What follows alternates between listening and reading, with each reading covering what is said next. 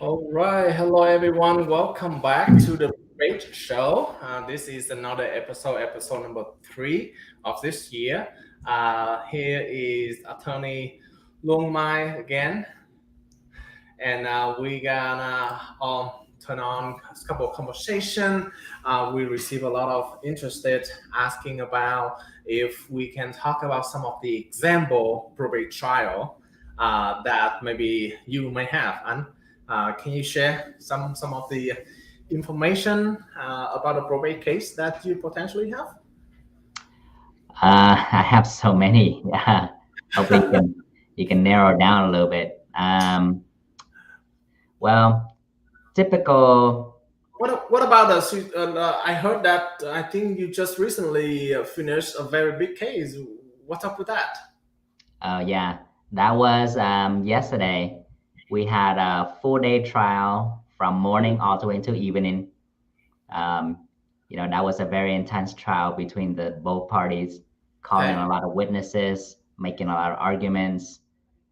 But one other thing about I can't disclose a lot about the information of the trial, but obviously people can go to court and look it up and pull. It's a public record, so they can pull it if they want.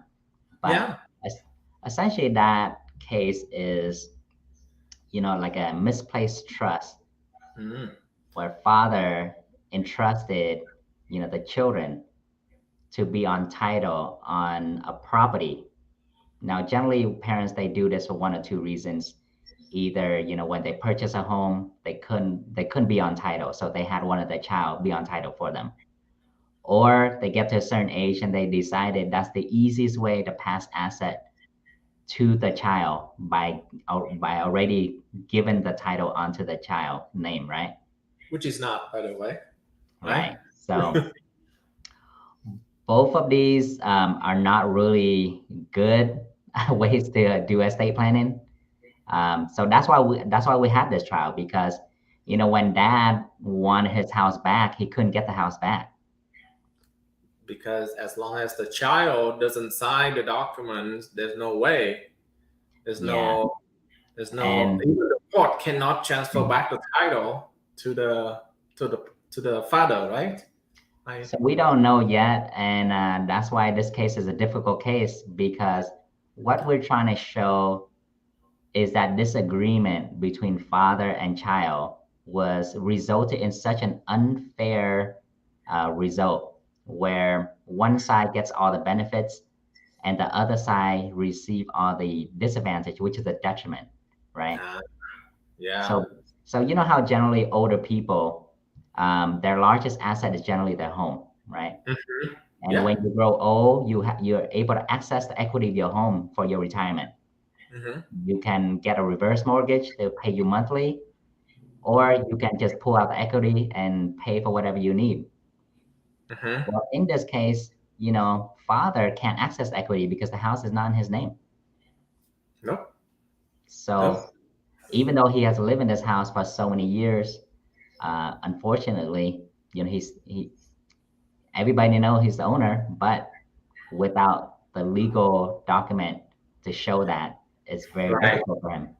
Right. Because if, for example, to do the mortgage, reverse mortgage that you just mentioned, he has to go through a lender, and the lender gonna check the tax record to make sure that he is the appropriate owner by looking at the name of the owner, right? Which is not him. So unfortunately, in that case, the lender cannot approve any mortgage for him, and therefore cannot give him any uh, benefit for the equity that he has, right? Right. And of Mm. course, the other side, their argument is basically, Dad, yeah, you made a promise to me that I would get this house if I pay you a certain amount of money, after you die or something like that. So, they have an argument and we have an argument. But what I'm ultimately looking at in this case is, you know, what is considered fairness, right? Sometimes the Mm-hmm. law doesn't look at what is fair, but what Mm-hmm. is legal. Mm-hmm. And normally, if I have to say, as a Vietnamese person, right? We owe a duty, a filial duty to our own parents, right? You take care of them, you look after them. I couldn't imagine like who would attempt to take asset from their own parent. But Yeah. unfortunately, you know, the legal side of the law is that if you if you give somebody something, you can't take it back. Right. Hmm. Right. Right. Yeah. I mean, I think your story is very similar to one of the episode of Church Judy. I don't know if you watched that legal show or not. She has a similar case as well, in which the mother bought a mobile home and have the daughter on title for her. Um, it's similar reason because she thought that that's the best way to transfer the title to the daughter when she's passed away. But unfortunately, in this case, she wants it. I mean, after a long time living in a mobile home, she decided to sell, but she cannot sell because the mother cannot sell because the mobile home is not under her name, and the Yeah, daughter doesn't want to sell, of course. So that become the case in that situation. Yeah. exactly. So what is the appropriate way to transfer title to children then? If that if we already talked about that, the way having the child on title when the parents still alive is probably not the best way. So what is the more better way to do so? Yeah, you are correct, Lum. You definitely don't want to completely trust your child because you never know. Over Yeah. time, either there's the influence of like the in-law, the spouse, who can affect your own child decision making ability, or just greed in general. Because once there is a significant asset, I mean, money do drive people to make decisions they don't normally make. Or maybe scam as well, because nowadays there's a lot of financial scam, right? I mean, the child might be influenced by a bad advisor from a crypto, like the person who want, hey, why don't you invest in crypto, who doesn't know anything, right? Just give him the money and then he can do so. And the child might be influenced by that as well, and the child can sell the house, right? Correct. Because it is under his name, his or her name, right? Yeah. So go ahead, sir. That's correct. So the proper way to do it is, I would say, you do a trust, you put the house in a trust, and you give the power to manage to either yourself or your children. However, the trust will limit what they're able to do with that.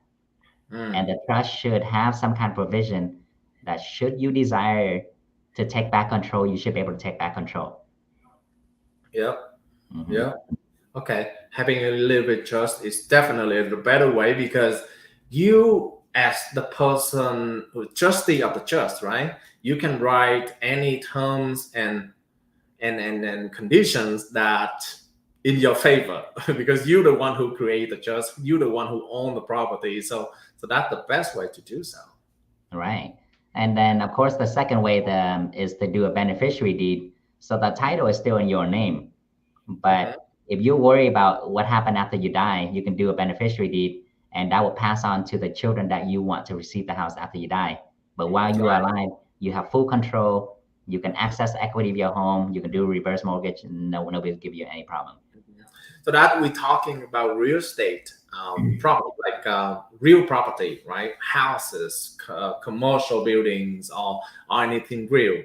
That you can do a beneficiary deed to do so. But for personal properties like car, jewelry, money, I think the best way is to completing the living trust, right? Correct. Yeah. Yeah. I would say the trust is always better because at least you can designate, several different people to manage your asset for you. And if in an event, if one doesn't do the job, that person can be removed and put someone else in. Yeah. Beneficiary deed is more simple and more restrictive. You Right. have to select who gets the what, but it's only effective upon death. Right. Whereas the trust, if you get old and you start to be forgetful, you don't can't manage your own asset, your children can manage it for you, but under the confine of the trust, the limitation of the trust. and so you are still fully protected even though you have no management in that trust. Hmm. Yeah, yeah, that makes sense.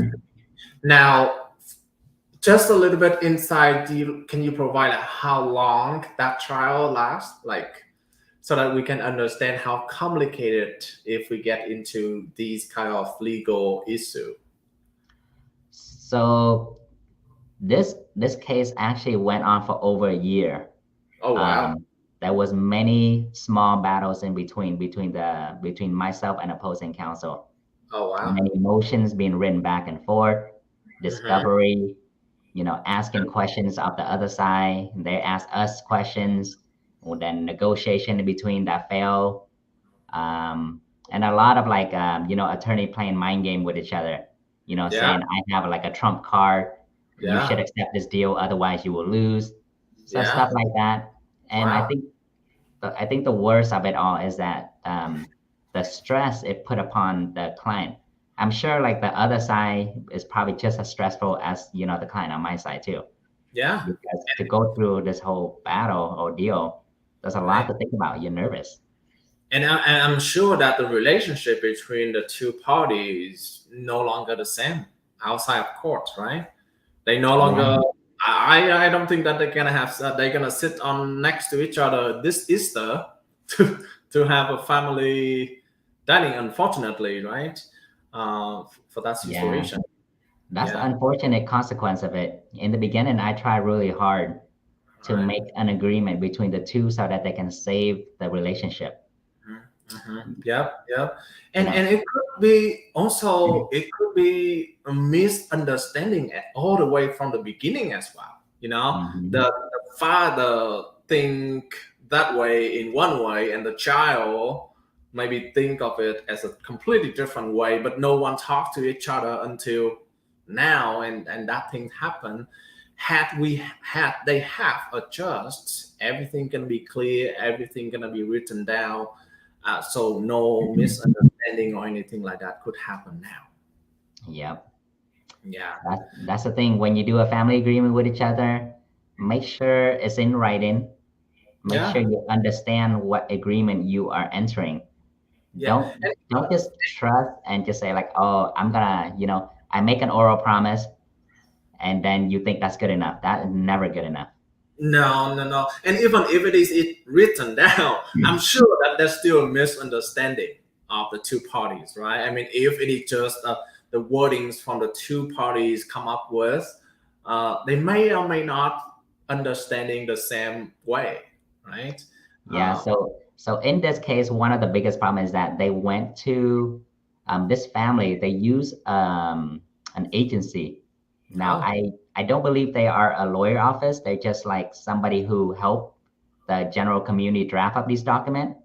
mm. And so that's where I think the mistakes start from, Ah, is that there was no one given proper advice. It was yeah, just, here, I help you draft this, go ahead and sign it. yeah.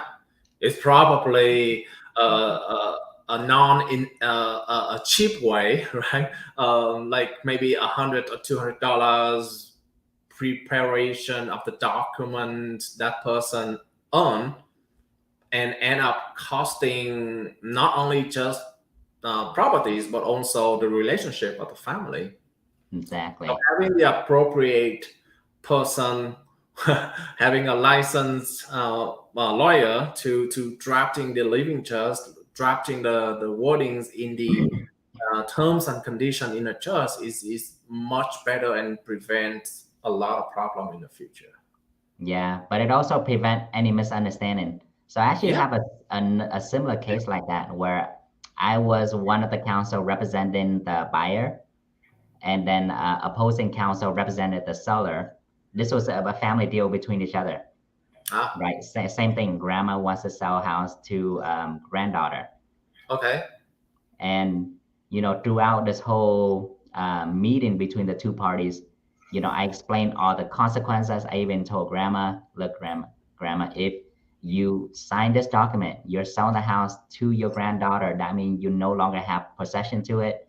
yeah, That means that if you want it back, you cannot get it back. So and this is how much they pay you per month, etc., Mm-hmm. etc.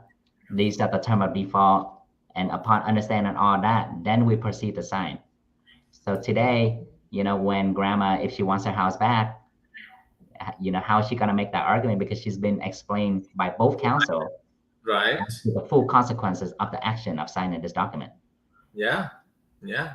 That's a legal document, and there's no way unless the daughter decide to sign the document back to them to Right. the renter. And you can't say, So oh, I don't know what I'm reading. Well, your no, counsel read it to you. You had a translator. right, You right. know, You cannot use language as a reason, right?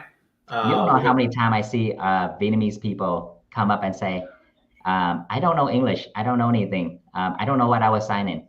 Unfortunately, in the United States, the law doesn't care about whether you can read exactly. or write. Yeah, if you don't understand it, don't sign, right?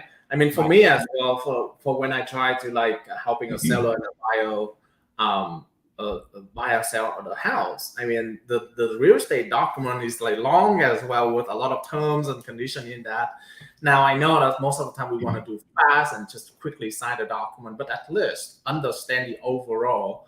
Have a real estate agent to explain everything to you is much better so that you are not surprised of anything, you know. Exactly. Yeah. Especially it's a legal document. It's even though we just click on the email, it's still a legal document between the two parties. And it is your responsibility to go find a translator or Yeah, somebody to it's explain to you what is written in the document. exactly, exactly. Yeah, yeah.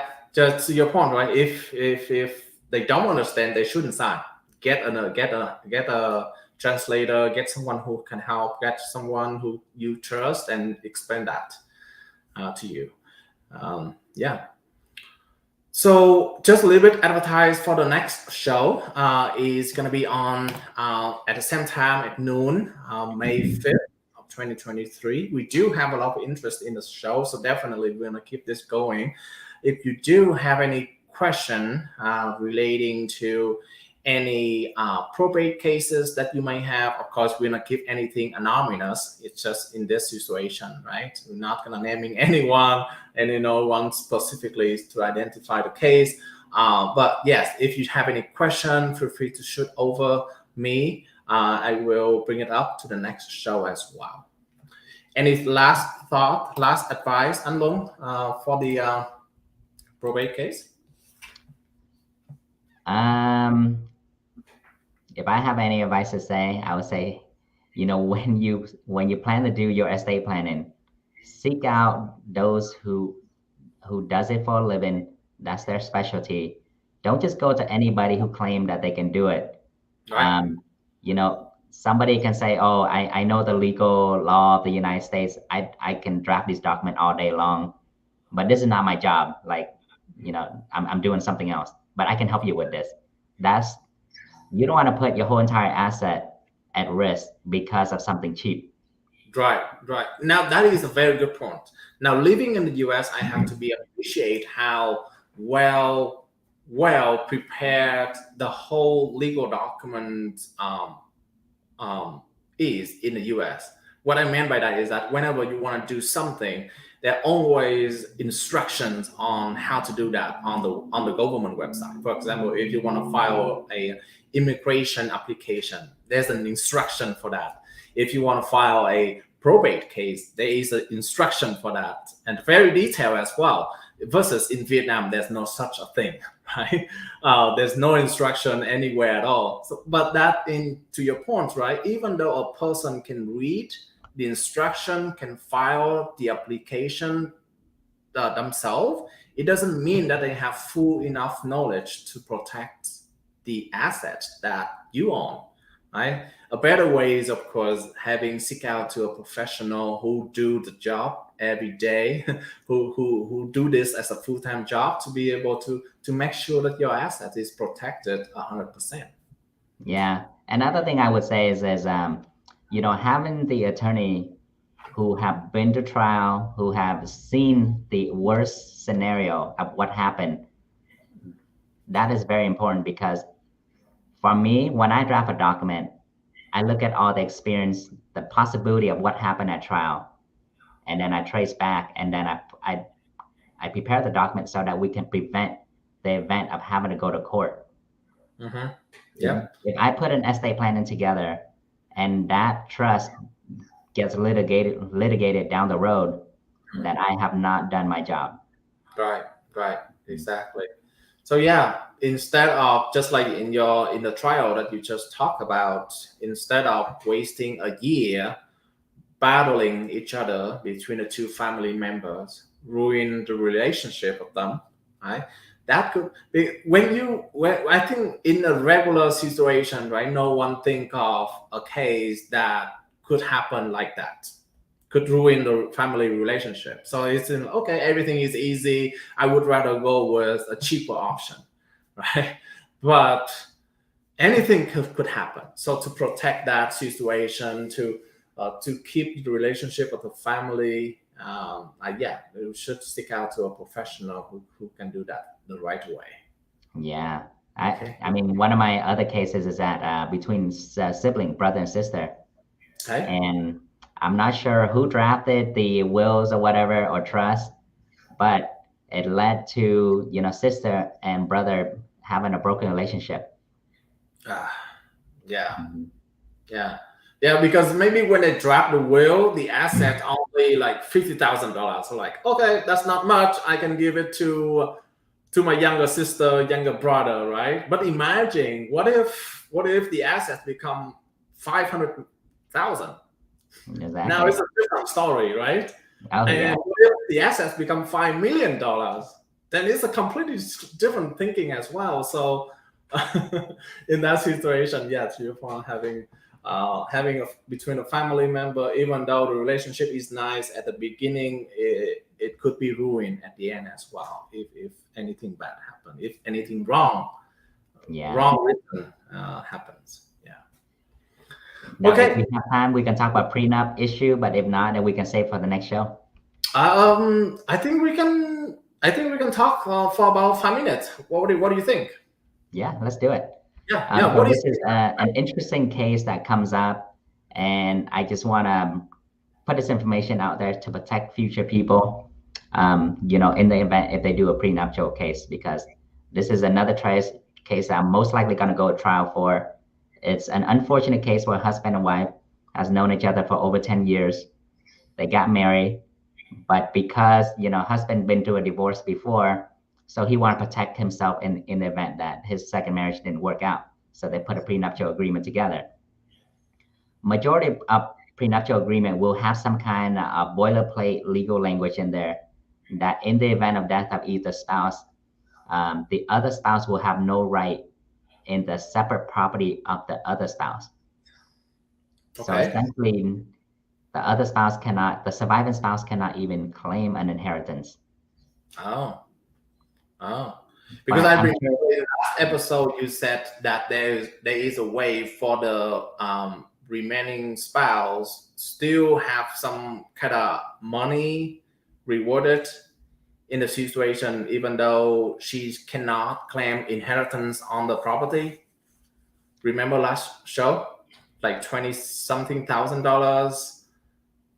so unfortunately, a prenup also waive your rights to those statutory law as well. Right, right, right. That's what I meant. Like last show, we say that there's a way that the remaining spouse still claim some of the money back. Not much, but still something, right? But in this case, the prenup actually waive completely that right as well. Correct, because Oh, you are essentially entering into a contract um, to bypass the regular law, and you're basically making up your own agreement at this point. oh wow. That is Mhm. actually a very strong statement, very strong contract then, because even for like real estate renting or buying, right? We're still under the law.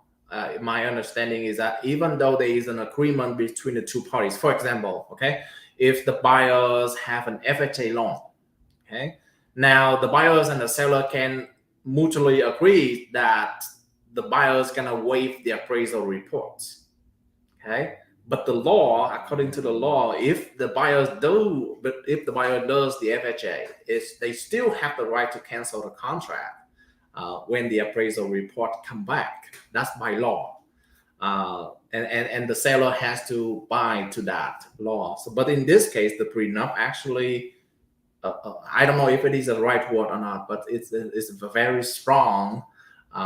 It's actually bypassed the law as well. Well, the prenuptial document is a very strong document because to do a prenuptial agreement, um, each party needs to get their own representation. Mm. So this is not something that just uh, I recommend lay people just do it without representation because the consequences is very great. Mm. Mm. So, goes back to you going online and downloading a template called prenuptial agreement.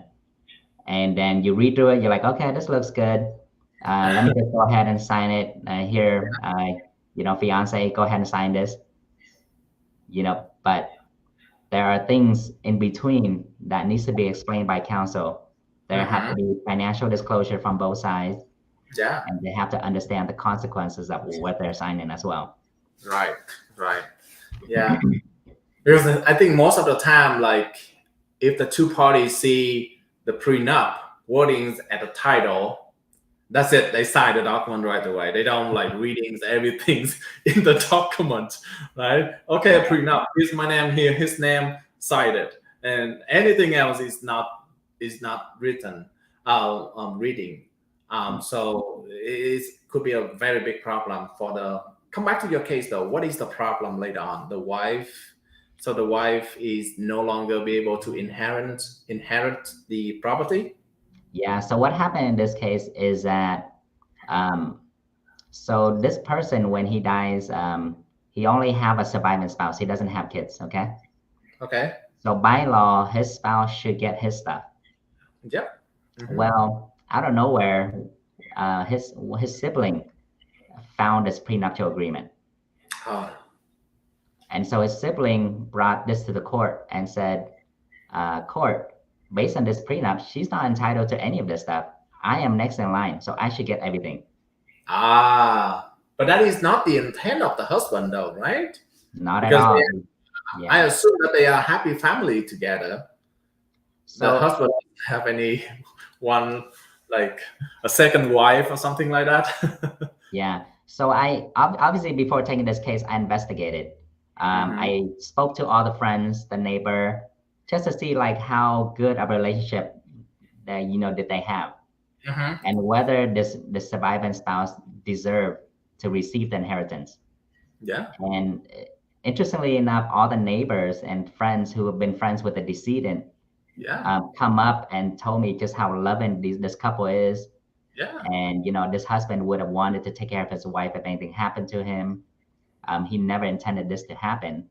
yeah, And so because of that, I'm like, okay, this is a worthwhile case. You know, we need to help this lady out. yeah, yeah, yeah, yeah, yeah.